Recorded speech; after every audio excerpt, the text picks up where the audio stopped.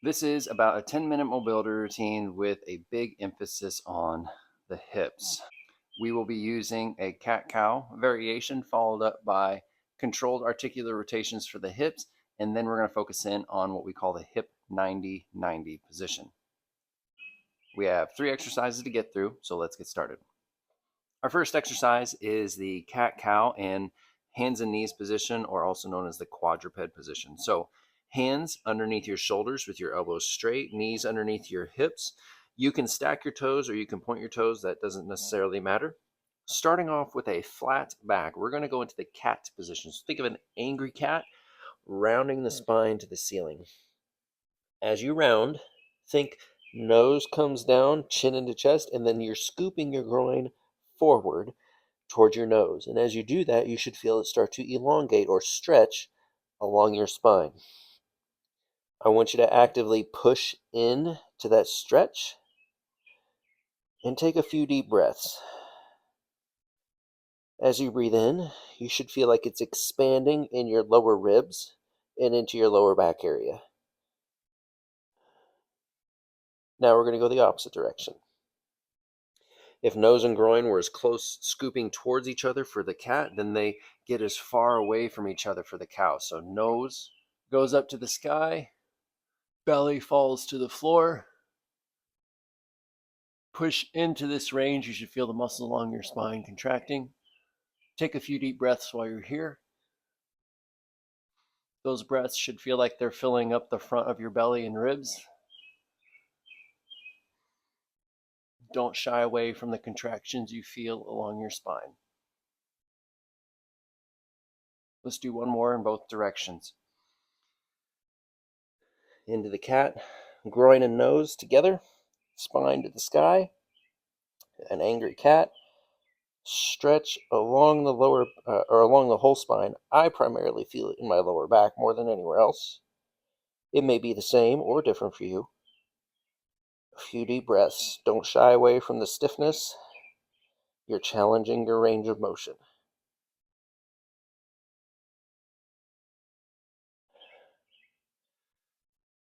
Opposite way into the cow position. Belly to the floor, chin to the sky.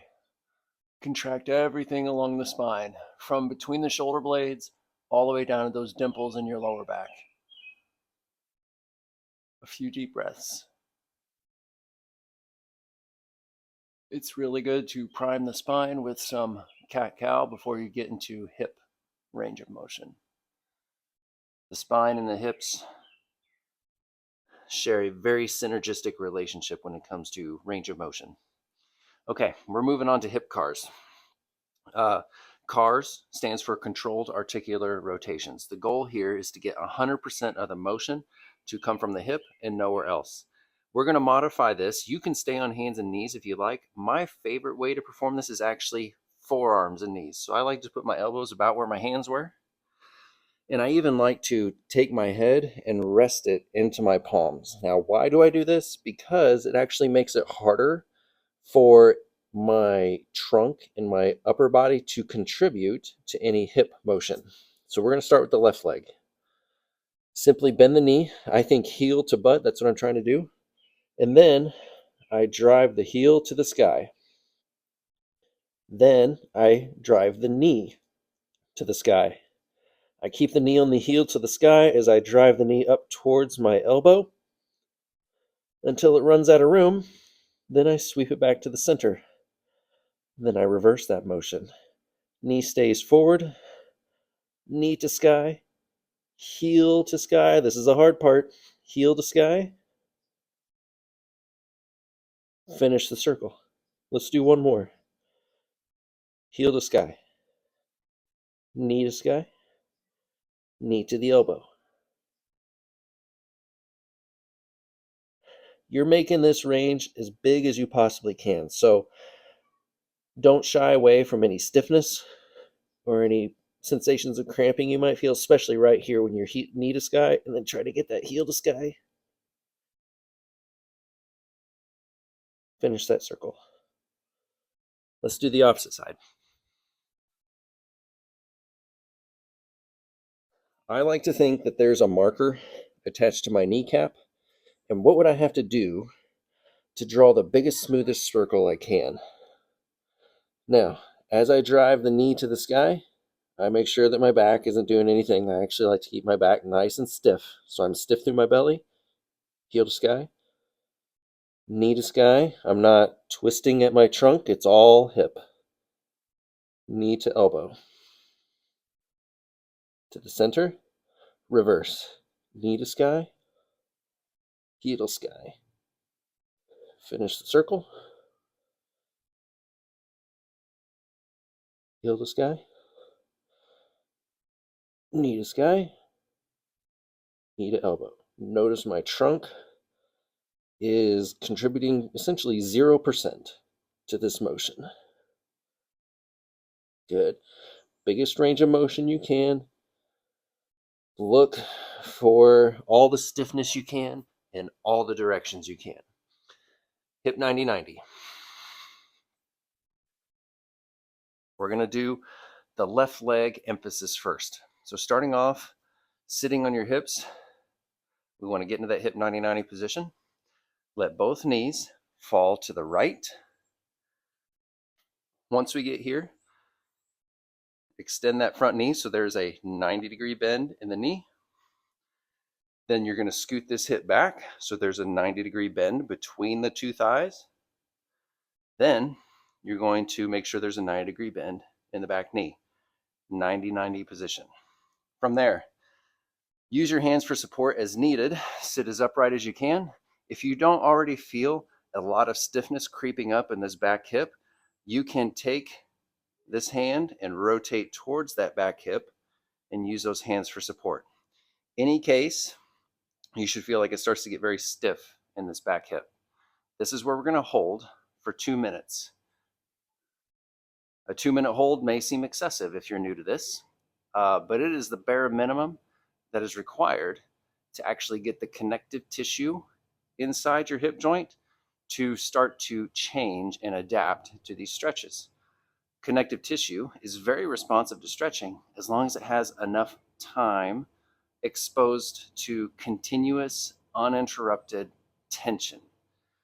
Usually the 10, 20, 30, even 60-second stretches are simply not enough to actually produce a change in connective tissue. And ultimately, connective tissue is what we want to target when we're actually trying to add permanent changes in range of motion. We are coming up on a little over a minute in. We have about another 30-ish seconds. As that hip sits in that end range, you may find that those sensations of tension start to decrease a little bit. If that's the case, you are free to try to sit deeper into that stretch. We're going to follow this up here momentarily with one really strong isometric contraction, and that is basically flexing the muscles of the hip that are being stretched, but nothing's actually going to move. And we'll start that here in about 20 seconds. These are called progressive angular isometric loading, or PAILS contractions. A PAILS contraction, like I mentioned, is a contraction of the muscles that are currently, or the tissues that are currently under a stretch. In order to do that, everything about you stays in place. You do not back out of your stretch.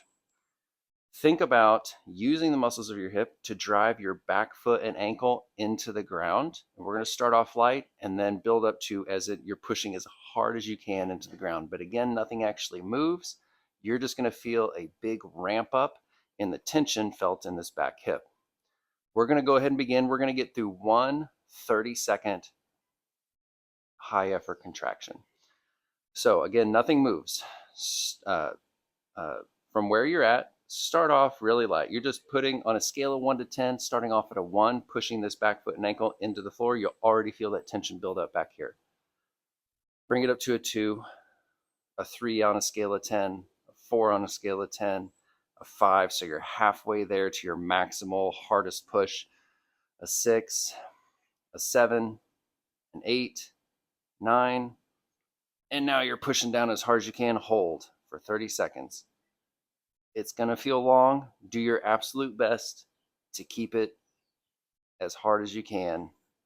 You're going to get fatigued. If you could zoom into my back leg, you'd see that it was actually shaking like a leaf right now. I feel lots of tension deep back here. Keep driving hard, driving hard, driving hard. Good. 7, 6, 5, 4. Don't back down. 3, 2. Now gradually start to relax. Don't just turn that contraction off. Good. Once you're fully relaxed, stay right where you're at. You're going to pivot on this back toe. Nothing else moves. And you're going to try to just simply lift that knee as high off the floor as you can, pivoting on that back toe. Here's about as high as I can get. Lower it down. 2 more of those. Pivot and lift. See if you can get just a little higher. Down. Pivot and lift. A little higher. Good. Down. Let's repeat that on the other side. Hip 90-90.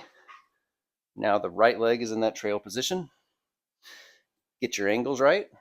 Rotate towards that back leg if you need to. Feel the tension build up. 2-minute hold. Again, this 2-minute hold is often the thing that most will try to skip over. I would say that is a mistake. The 2-minute hold is one of the most pivotal, important components of gaining mobility because, again, those longer duration holds is how we speak directly to the connective tissue. And along with that, we're also emphasizing rotation, and in this case, internal rotation of this hip.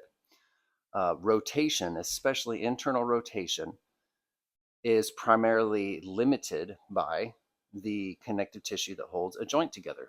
So that's called the joint capsule. So in order to gain true ranges of motion, we want to use long duration holds because that's how we speak to connective tissue. But then we want to use rotation at a joint because rotation is how we speak to the connective tissue of the joint capsule. So training joint capsule tissue, long duration holds, rotation, followed by those high intensity isometric contractions, which we will be coming up on here very soon.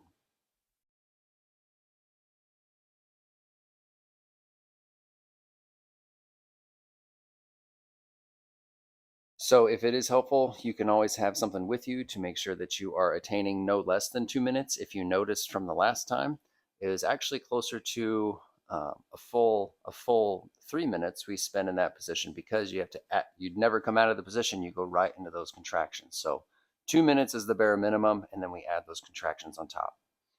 Let's go ahead and begin the Peyo's contraction on this side. So foot and ankle into the floor on a 1 on a scale of 10. Bring it up to a 2, then a 3, then a 4, 5, so you're halfway there, 6, 7, 8 is usually where I start shaking, 9, now you're pushing down as hard as you can, hold it for 30 seconds. Do not back down, do your best to maintain that same level of intensity. As I mentioned with the other side, if you could zoom into my leg, it's shaking pretty bad. Keep driving down. 10 seconds.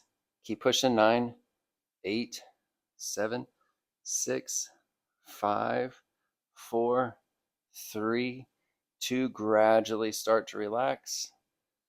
All the way back down to 0. We never just turn a contraction off. Pivoting on the back toe.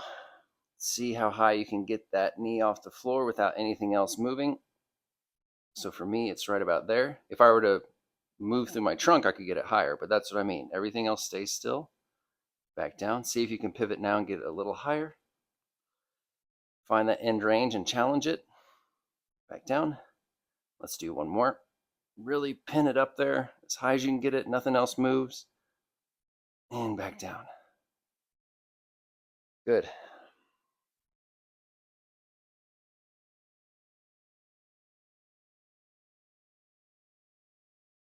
Once you get familiar with these three motions, once you get familiar with these three exercises and you're doing them on their own, the routine should take about 10 minutes to get through.